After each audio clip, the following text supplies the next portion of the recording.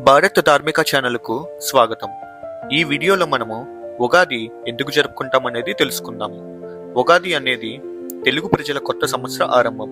ఈ పండుగను మనం ఎంతో ఆనందంగా, ఆధ్యాత్మికంగా జరుపుకుంటాము. ఉగాది అనే పదము యుగాది నుండి వచ్చింది. యుగ అంటే కాలం, ఆది అంటే ప్రారంభం. అంటే ఇది కొత్త కాలానికి, కొత్త సంవత్సరానికి ఆరంభం అనే అర్థం. పురాణాల ప్రకారం బ్రహ్మదేవుడు సృష్టిని ప్రారంభించిన రోజు ఉగాది అని చెప్తారు. అందుకే ఈ రోజు ఎంతో పవిత్రంగా భావిస్తారు. ఈ రోజున కొత్త ఆశలు, కొత్త లక్ష్యాలు, కొత్త ఆలోచనలతో జీవితం ప్రారంభించాలని భావిస్తారు. ఉగాది రోజు ముఖ్యంగా ఉగాది పచ్చడి తయారు చేస్తారు. ఈ పచ్చడిలో 6 రకాల రుచులు ఉంటాయి.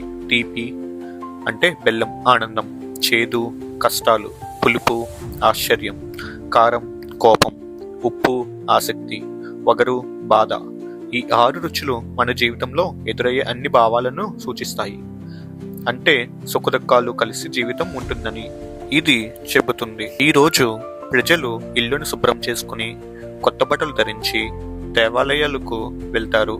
పంచాంగ శ్రవణం కూడా ఉగాది రోజు ముఖ్యమైన ఆచారం. దీనివల్ల వచ్చే సంవత్సరంలో ఏం జరుగుతుందో తెలుసుకుంటారు.